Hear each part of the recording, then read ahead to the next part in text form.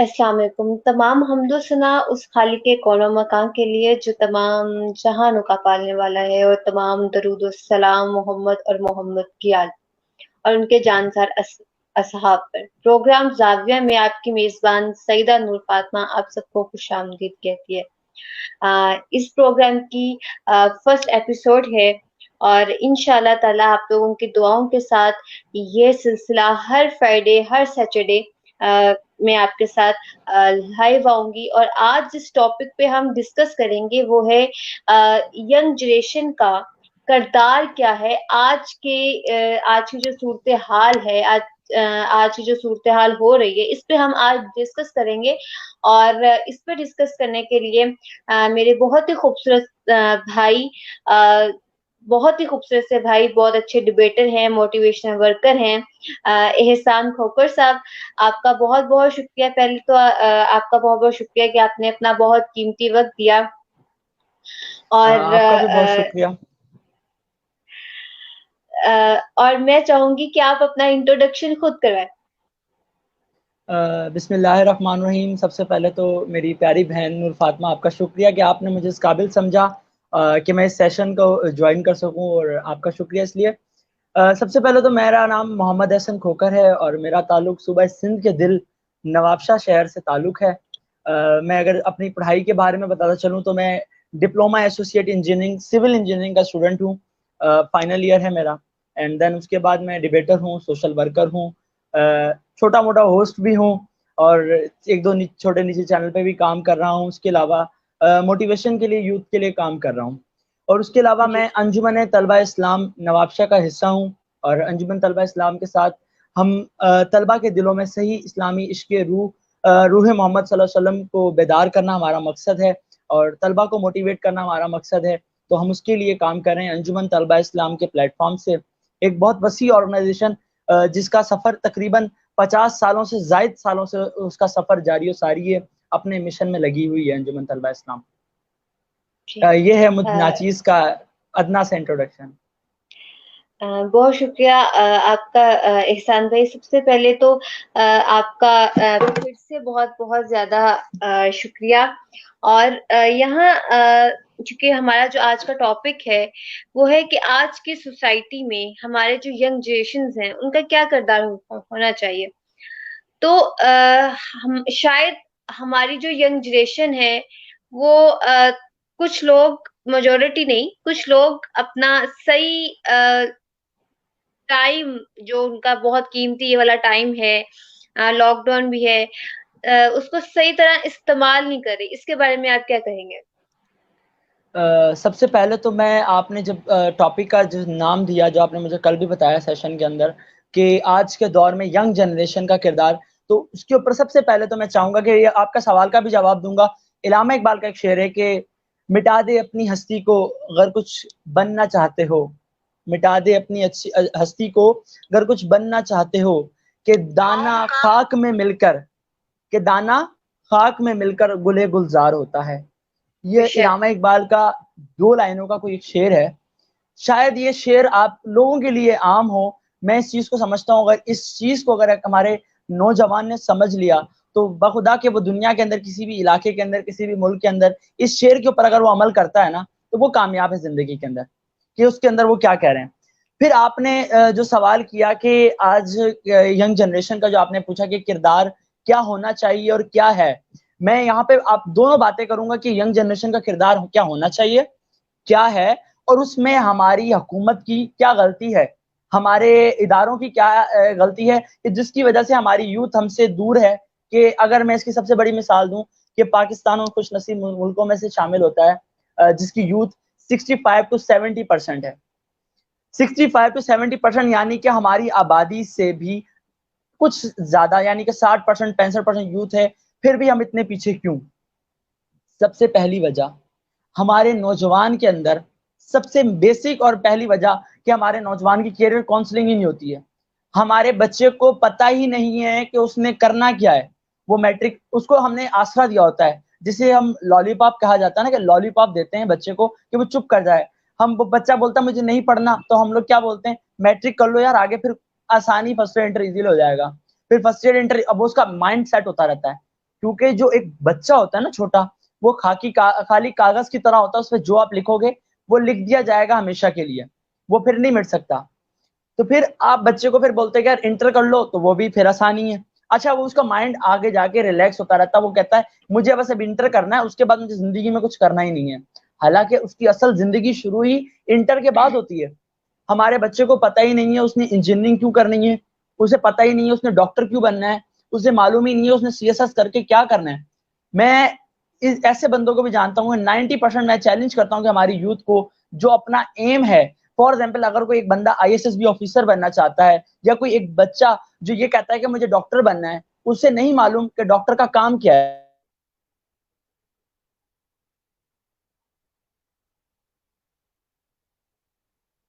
السلام صاحب, بہت اچھی بات کر رہے تھے. ہماری شاید ینگ جنریشن کو اویئرنیس کی بہت ضرورت ہے, اور اگر اویئرنیس ہوگی تو وہ سلسلہ اس طرح سے ہی چلے گا. دوسری بات, میں یہاں ایک بات ضرور ایڈ کرنا چاہوں گی کہ ہماری جو ینگ جنریشن ہے وہ شاید وہ اس کو صحیح طریقے اویئرنیس بھی نہیں مل رہی. اور دوسری ایک بہت اہم بات کہ ہمارا جو سوشل میڈیا ہے وہ بہت ہی ہائی لیول پہ چل رہا ہے, لیکن اس کے وجوہات یہ ہیں کہ ہماری جو ینگ جنریشن ہے وہ شاید کہیں نہ کہیں سوشل کا غلط استعمال کریے. ہمارے ساتھ جوائن کیا ہے بہت ہی خوبصورت سی میری بہن لشبا, جو کہ ایک صحافی بھی ہیں اور ایک شاعرہ بھی ہیں. آپ کا بہت بہت شکریہ, اور میں چاہوں گی یہاں میم سے کہ آپ اپنا تعارف خود کروائیے گا. السلام علیکم, میرا نام مشفقہ تعبیر ہے اور میں صحافی ہوں اور شاعرہ ہوں. شاعری چونکہ میرا اختصاص ہے, اور شاعری جو ہے وہ میرے لیے اڑنا بچھوڑنا زندگی کا. آج سے پیش کروں گی کہ آپ لوگوں کا زیادہ وقت نہیں لوں گی.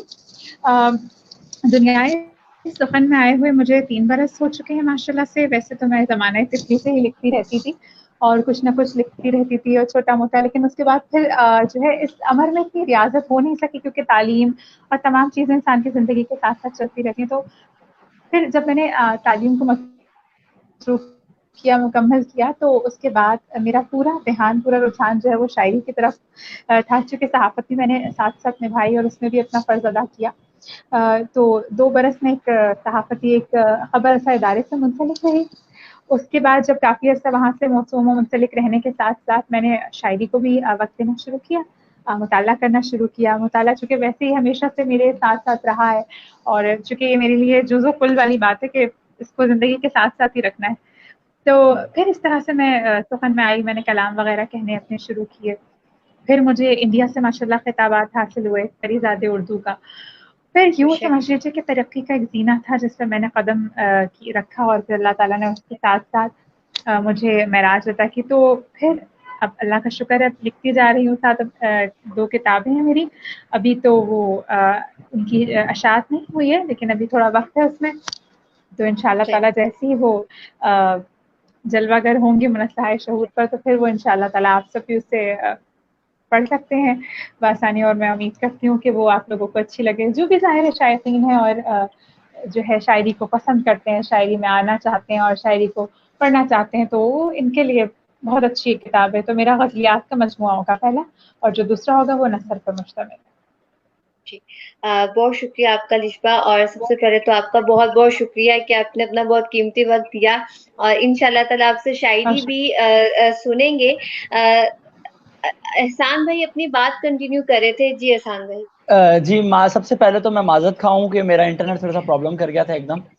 میں بات کر رہا تھا کہ ہماری یوتھ کے اوپر میں تھوڑا سا بات کرنا چاہ رہا تھا کہ ہماری یوتھ کی پراپر کیریئر کاؤنسلنگ نہیں ہوتی ہے.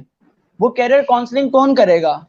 اس کے لیے کوئی ادارہ ہماری حکومت نے بھی نہیں بنایا, ہمارے تعلیمی اداروں نے بھی نہیں کوئی اس طرح کی کوئی چیز سوچی, کبھی اس چیز کے اوپر کام کیا ہی نہیں نا, کہ ایک نوجوان جو میٹرک کلاس سے نکل کر فرسٹ ایئر انٹر میں جا رہا ہے اس کی ہمیں کیریئر کاؤنسلنگ کرنی چاہیے, اس سے بتانا چاہیے کہ آپ اس کے بعد کیا کر سکتے ہو. اگر فار ایگزامپل کوئی ایک بچہ انجینئر بننا چاہتا ہے, اس سے ہیلپ کرنی چاہیے آپ لوگوں کو کہ وہ کس طرح کون سی انجینئرنگ کی فیلڈ میں جا سکتا ہے, کون سی یونیورسٹیز ہیں, ان کے فارمز کس طرح, بہت سی چیزیں جس میں ایک نوجوان آگے پھنس جاتا ہے. پھر دوسری بات کہ ہماری جو یونیورسٹیز لیول کے اوپر, اگر آپ بھی یونیورسٹی میں پڑھتی ہیں, جو یونیورسٹی سے پڑھ کے ہیں انہوں نے سب سے بیسک مسائل دیکھے ہوں گے یونیورسٹی کے اندر, کہ ایک پراپر اسٹوڈنٹ ایک پراپر پلیٹ فارم پر نہیں ہے. وہ کیوں نہیں ہے؟ کیونکہ ہماری طلبہ تنظیموں کے اوپر پابندی لگی ہوئی ہے. وہ کیوں کہ ایک یہ لوگوں کو سیاست کا ڈر ہے اپنی, کہ ہماری سیاست گر جائے گی. حالانکہ میں یہ کہتا ہوں کہ اگر ایک رکشے والے کی یونین ہے, میڈیکل اسٹورز کی یونین ہے, ایون کہ سبزی فروش جو ہیں ان کی یونین ہے, بس ڈرائیورز کی یونین ہے, تو ایک پڑھا لکھا طبقہ جو کہ اسٹوڈنٹ ہے, جسے اپنے اچھے اور برے کا سب معلوم ہے, کیا اس کی یونین نہیں ہونی چاہیے؟ کیا وہ آپ کے لیے غلط ثابت ہوگا, آپ کے ملک کے لیے یا کس کے لیے؟ حالانکہ اگر یونینز بنتی ہیں تو اس کے لیے سب سے فائدہ کہ ہمارا جو بچہ ہے, ہمارا جو ایک نوجوان ہے, وہ ایک پراپر پلیٹ فارم کے اوپر آ جائے گا. دوسری غلطی تو یہ ہو گئی. پھر تیسری غلطی یہ کہ ہم نے جو اپنے بچوں کو پڑھایا نا, وہ ہم نے پڑھایا ہی غلط. جب ہم اپنے بچے کو ہیلن کیلر پڑھائیں گے, اس کو اگر ہم مووی دکھائیں گے تو ہم مووی اسپائڈر مین اور بیٹ مین کی دکھائیں گے, تو بچہ کبھی بھی محمد بن قاسم نہیں بنے گا, نہ ہی وہ بننا چاہے گا, وہ بیٹ مین بننا چاہے گا. تو ہمارے تعلیمی نظام کے اندر ہی ہم نے غلطی کر رکھی ہے کہ ہمیں سب سے پہلے اپنے رول ماڈلز کو پڑھانا چاہیے. ہمارے بچے کو نیوٹن کے, میں یہ نہیں کہتا ہوں کہ آپ سائنس نہ پڑھائیں, سائنس پڑھائیں, لیکن اپنے ہمارے لوگ تو پڑھائیں کم سے کم. ہمارے نوجوانوں کو یہ معلوم ہے کہ آئنسٹائن کون ہے, نیوٹن کون ہے. ہمارے بچے کو جو ہے نا ہمارے مسلم سائنٹسٹ نہیں یاد جنہوں نے سائنس کی ایجاد کی. ہمارے بچے انگلش بولنے کے اوپر فخر سمجھتے ہیں, لیکن ہمارے جو بچے ہیں وہ مدرسوں میں جانے سے ڈرتے ہیں, مدرسے نہیں جاتے ہیں, کیونکہ دینی تعلیم اور دنیاوی تعلیم دونوں ساتھ ساتھ چلنی چاہیے. کیونکہ ایک جو درخت ہوتا ہے وہ اس کو پانی بھی اتنا چاہیے ہوتا ہے, اس درخت کو دھوپ بھی چاہیے ہوتی ہے, اس درخت کو چھاؤں بھی چاہیے ہوتی ہے. خالی پانی سے درخت بڑا نہیں ہوتا. تو یہ بہت سی چیزیں ہم نے غلطی کی ہوئی ہے. جب تک میں مانتا ہوں جب تک ہم لوگ اپنا نظام سیٹ نہیں کریں گے, اور ہم جب تک اپنے بچوں کو پراپر طریقے سے سکھائیں گے نہیں, کیونکہ ایک بچہ جو ماں کی پیٹ سے نکل کے آتا ہے اسے کچھ پتا نہیں ہوتا, وہ اسٹوڈنٹ آ کے سیکھتا ہے. تو ہمیں چاہیے کہ بچے کو سب سے پہلے تو سکھایا جائے. پھر ایک بڑی غلطی, جو سب سے بڑی غلطی ہے کہ ہمارے پاس کوئی پراپر نوکریاں نہیں ہیں. وہ کیا ہے, وہ غلطی کیا ہے؟ اس میں یہ غلطی آ جاتی ہے کہ ہمارے جو بچہ اس کی بچپن سے اس کے ذہن میں ہوتا ہے کہ یا تو مجھے بزنس کرنا ہے, چلو بزنس ایک اچھی چیز ہے, اچھا آئیڈیا ہے اس کے پاس. پھر دوسرا اس کے پاس آپشن آتا ہے, وہ کون سا آپشن آتا ہے؟ وہ آتا ہے کہ مجھے باہر جانا ہے, مجھے امریکہ جانا ہے, مجھے کینیڈا جانا ہے, مجھے جرمنی جانا ہے, مجھے لندن جانا ہے. وہ اپنی خدمات دوسرے ملکوں میں سرو کرنا چاہتا ہے. فار ایگزامپل اگر ایک ہمارا آٹو موبائل انجینئر اگر جرمنی جا کے کام کر رہا ہے, تو وہ کتنا فائدہ جرمنی کو دے رہا ہے, اور کتنا نقصان ہمیں پاکستان میں ہوگا. تو ہمیں سب سے پہلے تو اپنے نظام کو سیٹ کرنا ہوگا. جب تک ہمارا نظام سیٹ نہیں ہوگا, ہماری سیاسی جو جماعتیں ہیں جب تک وہ ہمارے اسٹوڈنٹ کو اپنی جو ہے بغل بچہ جماعتیں بنا کے رکھیں گی, جب تک ان کو کوئی پراپر پلیٹ فارم ان کے ہاتھوں سے اپنی سیاسی جماعتوں کے جھنڈے نہیں نکال لیتی, کلیشن آف کلچر ختم نہیں کرا دیتی, ان کے ہاتھوں میں جب تک ان کے ہاتھوں میں قلم نہیں تھما دیتی, کہ ہماری یوتھ سے ہماری امید نہیں ہو سکتی کوئی. کیونکہ جہاں ورڈ یوتھ آتا ہے, جہاں نوجوان ورڈ آتا ہے, میں بات کو یہاں پہ ختم کروں گا, جہاں پہ نوجوان ورڈ آتا ہے وہاں پہ ایک چیز اور آتی ہے, وہ ہے ہوپ. یعنی کہ اگر 22 کروڑ 23 کروڑ پاکستان کی آبادی ہے, اس میں سے 65% یوتھ ہے, تو باقی 35-40% جو آبادی رہتی ہے ان کی ہوپ ہوتی ہے اپنی یوتھ کے اوپر کہ ہمارا نوجوان کچھ کرے گا. اور ہمارا نوجوان کیا کرتا ہے؟ نیٹ فلکس اینڈ چل کرتا ہے ہمارا نوجوان. تو جب تک ہمارے اسٹیٹس پہ نیٹ فلکس اینڈ چل لگتا رہے گا نا, تو تب تک ہمیں امید نہیں ہے کہ ہم کچھ ترقی کر سکیں گے. تو ہمیں سب سے پہلے تو اپنی سوچ بدلنی ہوگی, نظام بدلنا کا جی نظام بدلنا ہوگا, اور نظام بدلنے کے ساتھ ساتھ ہمیں اپنے بچوں کی کیریئر کاؤنسلنگ کرنی ہوگی. پھر جا کے ہم اپنے یوتھ سے کوئی امید رکھیں گے کہ ہاں ہماری یوتھ کچھ کرے گی ہمارے لیے. آپ نے یہاں بہت اچھی بات کی کہ دونوں طرف سے وہ ہوتی ہیں. میں یہاں لشبہ باجی سے بات کرنا چاہوں گی کہ آپ کا کیا خیال ہے, کیونکہ کہا نہیں جاتا کہ यंग जनरेशन जो है वो शायरी से बहुत मुतासिर होती है, तो जो हमारे शायर हैं वो किस तरह से ये यंग जनरेशन को मुतासिर करते हैं और किस तरह से वो उनकी आगे से जो उनके ख्याल को चेंज करते हैं, किस तरह से, और साथ साथ ये भी बताते जाइएगा कि हमारी सोसाइटी में यंग जनरेशन का क्या किरदार है और क्या किरदार होना चाहिए, कौन सी गलतियां ऐसी हमारी यंग जनरेशन कर देती है और कौन सी गलतियां हमारी जो वो हुकूमत है उसको करनी चाहिए, कौन सी गलतियां हुकूमत कर देती है, इसके बारे में क्या कहेंगे? अच्छा, इसमें तो मैं कोई ये जो आपने सवाल एक तो इस तरह का किया है कि उसका जवाब भी देना थोड़ी सी मुमकिन कर देता है। खैर मैं बहुत मुख्तसर इसका जवाब भी ये दूंगी। पहले तो बात आपने शायरी के हवाले से की, तो शायरी जो है आजकल हमारी जो नस्ल नौ इसकी तरफ अब मैं देख रही हूँ कि रुझान बढ़ता चला जा रहा है। हर आहंग में शायरी की जाती है जदीद, क्योंकि अब चूँकि दौर जदीद है और इस असर के हर असर के अपने अपने तकाजे होते हैं। हर मतलब जैसे दौरे हाजिर में हर तरह का शायर मौजूद है, यानी आपने जदीद आहंग में भी किए हुए, रिवायती शायरी भी कुछ लोग पसंद करते हैं, कोई पुरानी ज़माने की शायरी पसंद करते हैं। तो ठीक है, हमारी जो इब्तिदा हुई है और जो अवाइल में मुझसे बात करने को कहती हैं, तो मैं यही कहूँगी कि जो अभी नौ आमूज़कार आ रहे हैं, मैं खुद भी अपने आप को तिफ़्ल मकतब ही बिल्कुल तिफ़्ल मकतब ही गर्दानती हूँ और समझती हूँ कि मैं खुद भी सीख ही रही हूँ। और जो अमल सीखने का होता है तो हमेशा बतदरीज जारी ही रहता है इंसान का।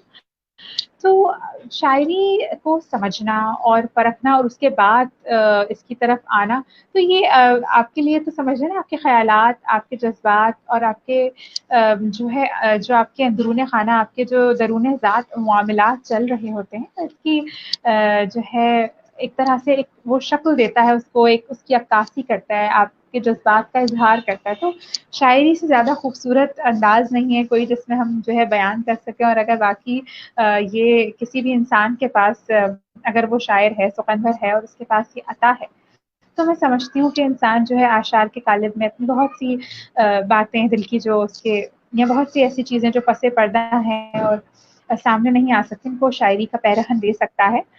तो मैं चूँकि खुद बहुत अरसे से शायरी करती जा रही हूँ, तो अब मैंने हर रंग में लिखा है।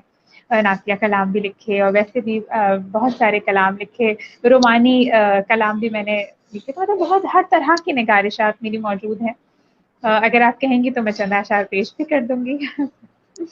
इंशाल्लाह। तो अभी बिल्कुल मेरी ताज़ा गज़ल मैंने 2 ही रोज़ कबल दर्ज की थी, मतलब समझ लें कि बस मैं लिखी थी और मैंने एक चैनल के लिए उसे पेश भी किया था, बड़ा मशहूर चैनल है उर्दू शायरी का, तो मैंने उससे पढ़ी भी थी वो, और अगर आप कहें तो मैं पेश कर दूंगी उसको। बहुत खूबसूरत गज़ल है। अच्छा जी, तो भले लोगों में हूँ तो मैं भली हूँ, मतला है कि भले लोगों में हूँ तो मैं भली हूँ, अगरचे सी सरफिरी हूँ, अगरचे मैं जरा सी सरफिरी हूँ, बदन संदल सा होता जा रहा है, बदन संदल सा होता जा रहा है, तेरी खुशबू में जाना ढल रही हूँ, तेरी खुशबू में जाना ढल रही हूँ, मोहब्बत के समंदर में उतरकर, मोहब्बत के समंदर में उतरकर तेरी उल्फत के गौहर चुन चुकी हूँ, फिसल सकती हूँ तेरे हाथ से मैं, फिसल सकती हूँ तेरे हाथ से मैं, जरा कसकर पकड़ना जल परी हूँ, जरा कसकर पकड़ना जल परी हूँ, वफाओं के शजर से टूट कर मैं, वफाओं के शजर से टूट कर मैं तेरे दामन में आकर गिर पड़ी हूँ, वफाओं के शजर से टूट कर मैं तेरे दामन में आकर गिर पड़ी हूँ,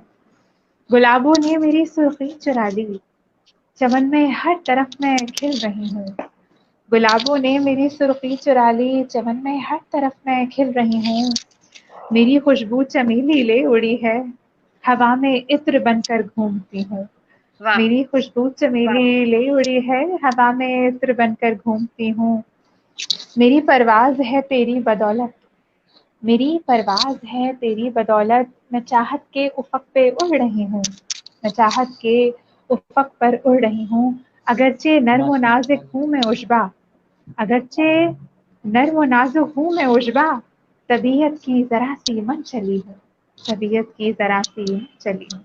और शुक्रिया. माशाल्लाह, बहुत बहुत खूब, जबरदस्त, बहुत जबरदस्त. माशाल्लाह। माशाल्लाह.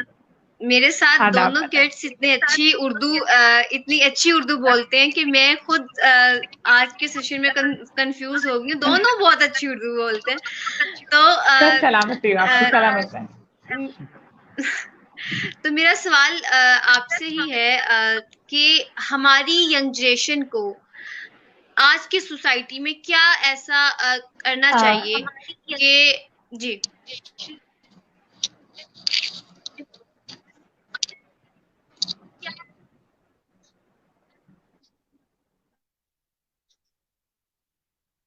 हमारी आवाज़ें पहुँच नहीं रही है.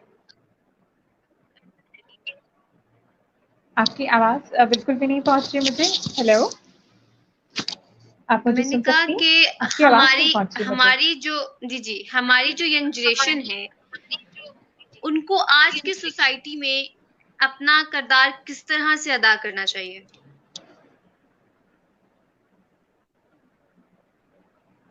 हेलो. जी हेलो, आपको मेरी आवाज आ रही है? हेलो, आपकी बिल्कुल मुझे आपकी आवाज़ नहीं आ रही, क्योंकि इंटरनेट का मुझे लग रहा है तसलसल बरकरार नहीं है, टूटे जा रहा है और वो राब्ता मुनक़ता हो रहा है. शायद हेलो. इस जी जी, मुझे आपकी आवाज़ आ रही है.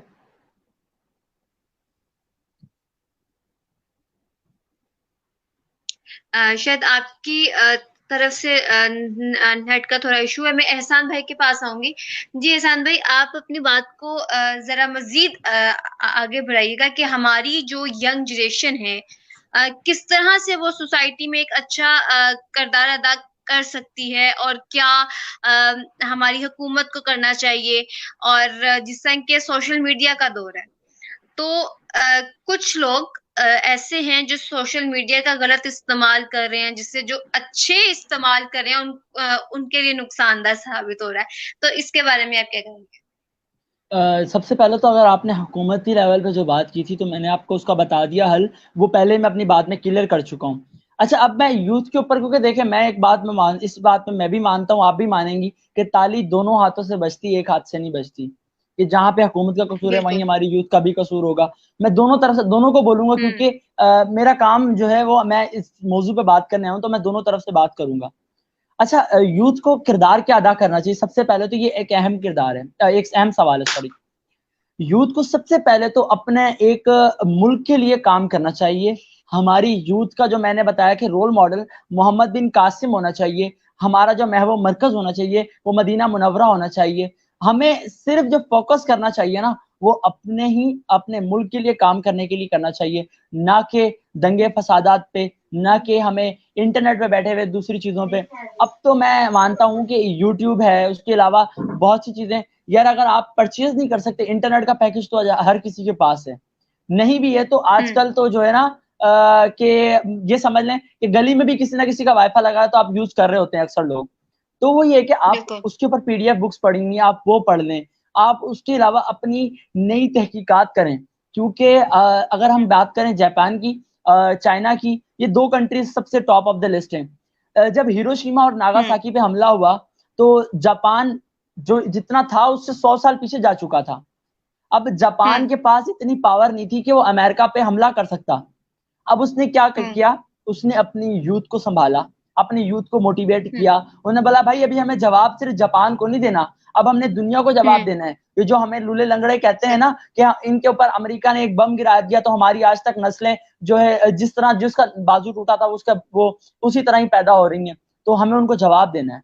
आज दुनिया के किसी भी खित्ते में, दुनिया के किसी भी कोने में चले जाओ, जहां वर्ड जापानी चीज का आएगा ना, जहां वर्ड जापानी चीज का, हम फौरन खरीदते हैं. कोई अगर आप किचन सेट में, ये छोटी घरेलू चीजें बता रहा हूँ, कोई किचन सेट हो गया, कोई इलेक्ट्रॉनिक आइटम हो गया, तो हम जापान का फौरन खरीदते हैं. क्यों? हमें मालूम है. गाड़ी खरीदते हैं, जापानी गाड़ी है, हमें मालूम है. क्यों? कि ये अच्छी चीज होगी, इन लोगों ने बहुत डेवलप किया अपने आप को. तो थोड़ा सा एक चीज एहसान ये भाई, कि जी मैं जी आपको जी यहाँ इंटरप्ट कर रही हूँ। जी जी यहाँ میں بات ایڈ کرنا چاہوں گی اور آپ سے بھی پوچھنا چاہوں گی کہ کہیں نہ کہیں ہماری ینگ جنریشن کو ایک ہتھیار بنایا جا رہا ہے، چاہے وہ فرقہ واریت والی کوئی ہو، چاہے وہ فساد برپا کرنے والی ہو، چاہے وہ اپوزیشن میں آپس میں کوئی جھگڑے ہوں یا دنگا فساد ہو، تو اس میں ہماری جو ینگ جنریشن ہے شاید کہیں نہ کہیں اس کو ہتھیار بنایا جا رہا ہے، اس کو یوز کیا جا رہا ہے. تو اس کے بارے میں آپ کی کیا رائے ہے؟ آپ نے لفظ استعمال کیا کہیں نہ کہیں، میں اس میں آپ کی تھوڑی سی اصلاح کر دوں گا، ناراض نہیں ہوئیے گا کہ کہیں نہ کہیں نہیں، بالکل استعمال کیا جا رہا ہے.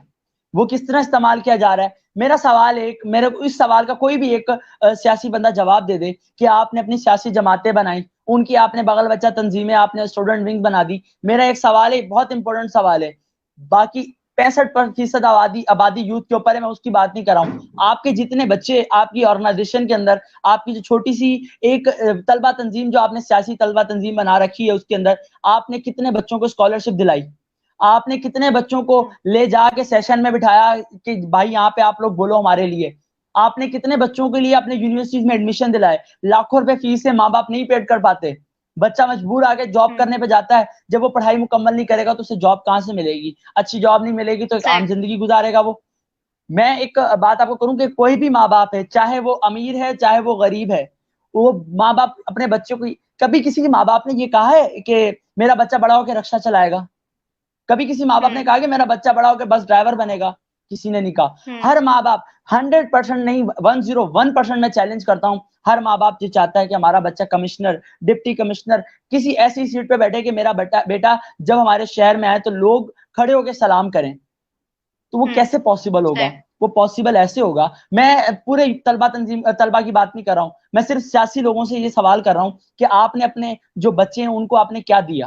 آپ لوگوں نے، آپ یہاں تک دیکھیں کہ ہماری یوتھ کو بگاڑنے میں ایک حد تک یہ بھی ہاتھ ہے کہ نشاور جس میں مین پوڑی گٹکا، جس کے اوپر پتہ نہیں کتنے جانے جا چکی ہیں، کتنے ماؤں کے لال اجڑ چکے ہیں، کوئی فرق نہیں پڑتا، سرعام بک رہی ہے. ایون تک یونیورسٹی کے اسٹوڈنٹ جنہیں اپنے مستقبل کو سنوارنا چاہیے، وہ اپنے دانت ماں باپ سے چھپا رہے ہوتے ہیں کہ کہیں ماں باپ کو پتہ نہ چل جائے کہ میں نے یہ چیزیں کھاتا ہوں.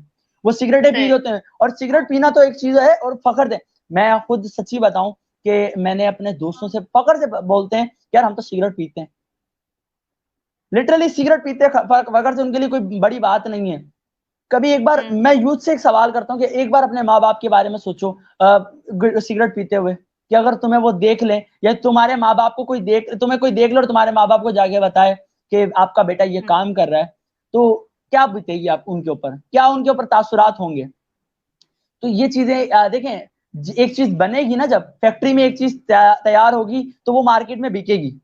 اس کو بند کرنا فیکٹری بند کرنے کا ہے. جب شراب بنے گی تو بکے گی بھی ضرور.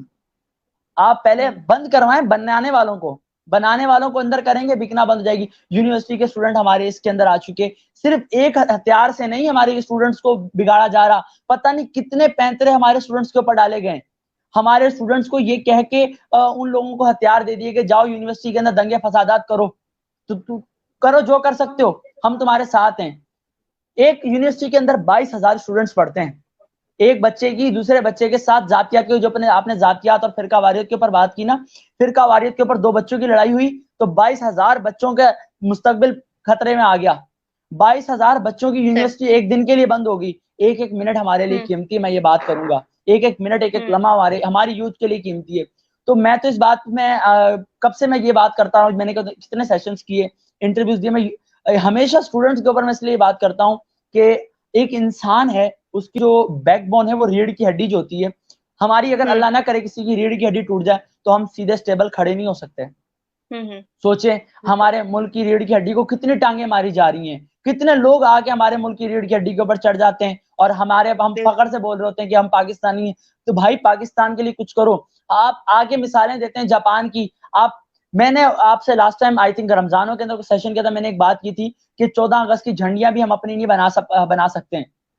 ہم لوگ کورونا وائرس کے اوپر، ہم لوگ وہ قوم ہے، لمحہ فکری ہمارے لیے یہ ہے کہ جس چیز کی شارٹیج ہو جائے گی نا، فار ایگزامپل اگر ہمارے پاس عید آ جائے گی نا تو ہماری چھریوں کی جو ہے نا، بڑی عید آ گئی تو ہماری چھریاں مہنگی، چھوٹی عید تو چینی پتی مہنگی. اور اگر ہمارے پاس لمحہ فکرہ یہ ہے کہ اللہ نہ کرے جیسے کہ کورونا وائرس جیسی وبا آ گئی تھی تو ہمارے 10 روپے والا ماس 100 میں بکا, 100 والا 500 کا, اور 500 والا 2500 تک میں جا کے بکا. ہمارا لمحہ فکر یہ ہے کہ ہم آخر وقت میں بھی کما رہے ہوں گے, کفن بھی ہم لوگ مہنگے کر دیں گے آخر وقت میں. یہ میں جملہ بہت سخت استعمال کر رہا ہوں. تو یہ ہے کہ مہنگے کر کہاں دیں گے, مہنگے ہو گئے ہیں, ہو گئے. یہی تو بات ہے نا, یہ ایک بڑا مسئلہ ہے. اب تو قبروں کی بھی قیمتیں لگتی ہیں. بالکل ایسا ہی ہے.